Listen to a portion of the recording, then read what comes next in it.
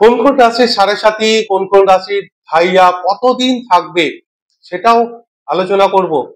আর তার আগে দেখুন, একটা কমন জিনিস দেখতে পাবেন, যারা এই সমাজে আর্থিকভাবে সমৃদ্ধ এবং সমাজে প্রতিষ্ঠিত, তাদের প্রত্যেকের জন্মছকে একটা কমন জিনিস দেখা যায়, সেটা হচ্ছে শনিদেব। নমস্কার, অ্যাস্ট্রোজ্যোতিষ তারাময় ইউটিউব চ্যানেলে আপনাদেরকে মন থেকে স্বাগত। গ্রহরা শনিদেব 30 বছর পর এই মীন রাশিতে এসছে। দেখুন, রোজ রোজ কিন্তু গ্রহরা শনিদেব এই মীন রাশিতে আসে না, সেই জন্য 30 বছর অপেক্ষা করতে হয়। 30 বছর পর এসছে গ্রহরাজ। আসার ফলে যে 12টা মোট রাশি আছে, তার মধ্যে 5টা রাশিকে অত্যন্ত ভালো ফল দেবে। বাকি 3টে রাশির তো অলরেডি সাড়ে সাথী চলছে, দুটো রাশির তো ঢাইয়া চলছে, তাহলে 10টা হয়ে গেল। বাকি দুটো রাশির কি হতে পারে? যাই হোক, ভিডিওটা শুরু করার আগে আপনাদের কাছে আমার আন্তরিক অনুরোধ, যারা প্রথম এই ভিডিওটা দেখছেন এবং চ্যানেলটিকে এখনো পর্যন্ত সাবস্ক্রাইব করেননি, অনুগ্রহ করে চ্যানেলটিকে সাবস্ক্রাইব করে দেবেন। গ্রহরাজ শনিদেব, এই গ্রহরাজকে আমরা সকলেই ভয় পাই।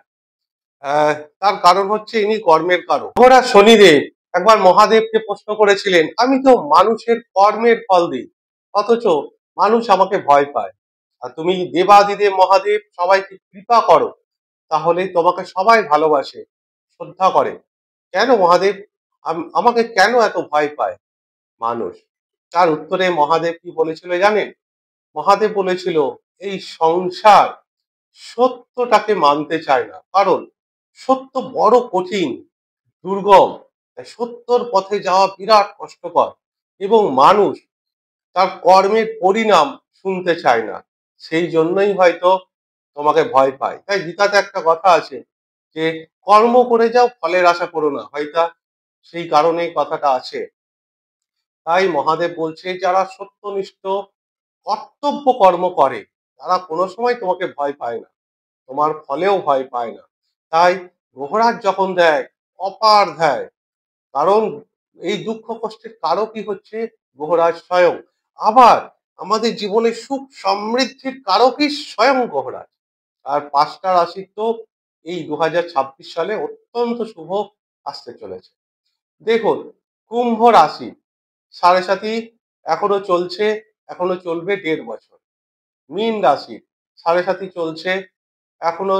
মীন রাশির যে অলরেডি প্রায় 4 বছর মতো সাড়ে সাথী হয়েছে, তাহলে 7.5 বছর, 3.5 বছর বাকি আছে। মেষ রাশি সবে শুরু, কারণ 1.5 বছর মতো সাড়ে সাথী হয়েছে।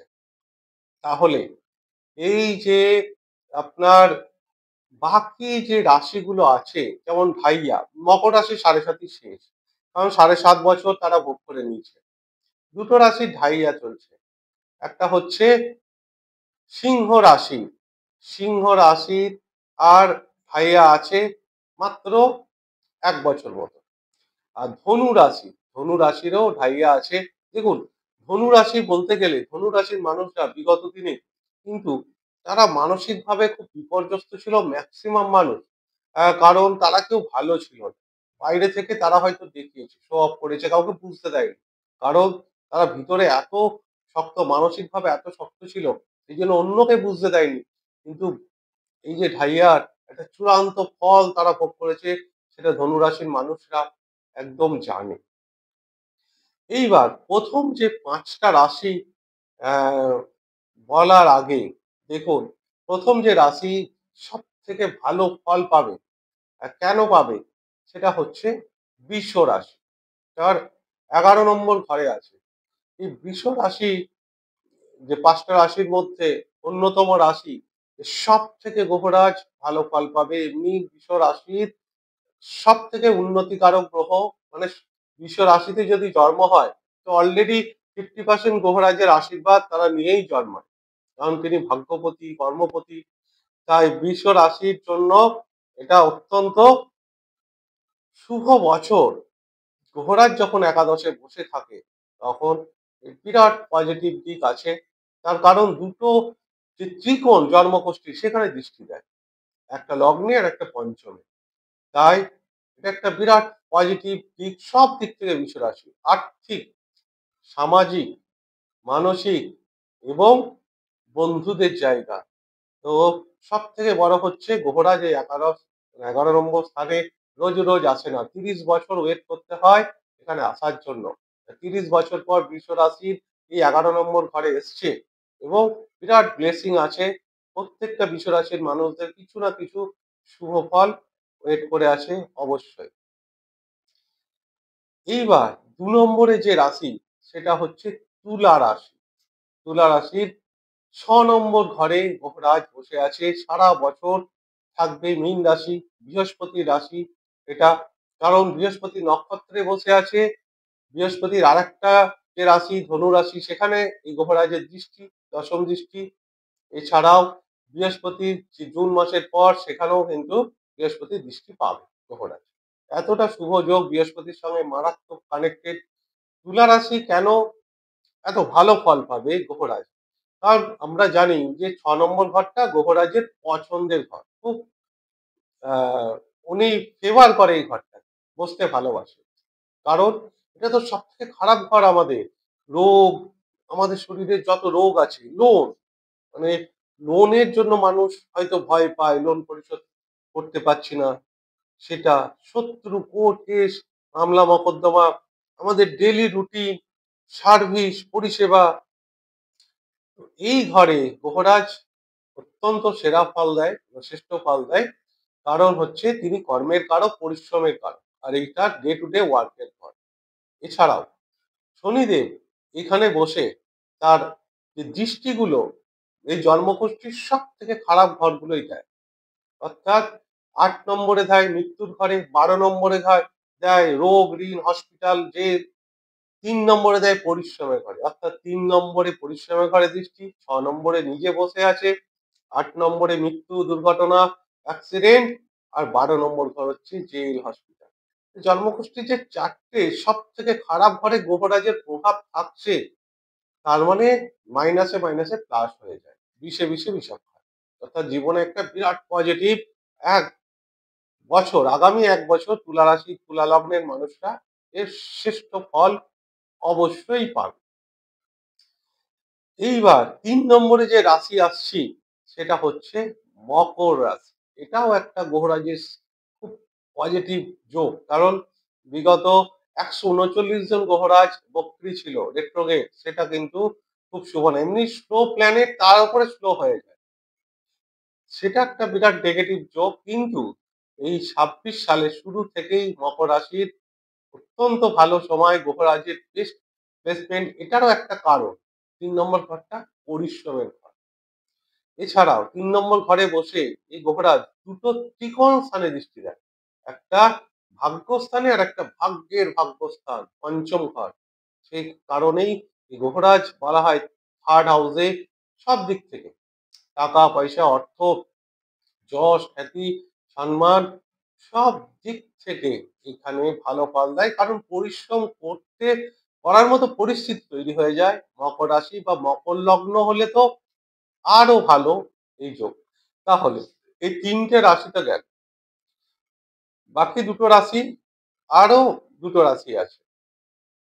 বাকি দুটো রাশির মধ্যে কর্কট রাশির ভাগ্যস্থানে শনিদেব আছে। অনেকে বলবে যে ভাগ্যস্থানে গ্রহরাজ খুব নেগেটিভ তৈরি করে, কিন্তু আমি বলবো ভাগ্যস্থানে গ্রহরাজ যার জন্মকুষ্ঠিতেও থাকে, এটা খুব শুভ একটা প্লেসমেন্ট। কারণ গ্রহরাজ ভাগ্যস্থানে সাডেন ভাগ্য বুস্ট করে না, এটা একদম সত্যি কথা।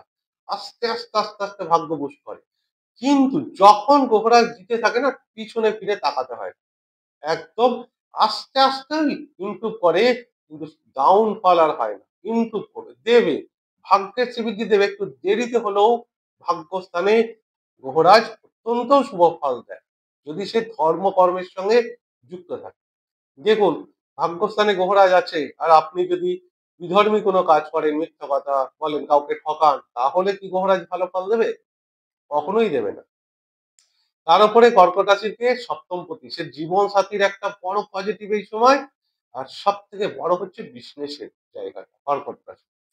কারণ কর্কট রাশির বিজনেসে যারা খুব নেগেটিভ জায়গায় চলে গেছিল, বিজনেসে ক্লায়েন্টের সমস্যা হচ্ছিল, মহাজনের সমস্যা হচ্ছিল, আর্থিক সমস্যা হচ্ছিল, বিবাহের সমস্যা হচ্ছিল, এই যে এতগুলো সমস্যা, ব্যবসা, বিবাহ, এই কর্কট রাশিকে অসাধারণ রেজাল্ট দেবে গ্রহরাজ শনি। আরেকটা যে রাশি আছে সেটা হচ্ছে তার 10 নম্বরে এই গ্রহরাজ বসে আছে মিথুন রাশি।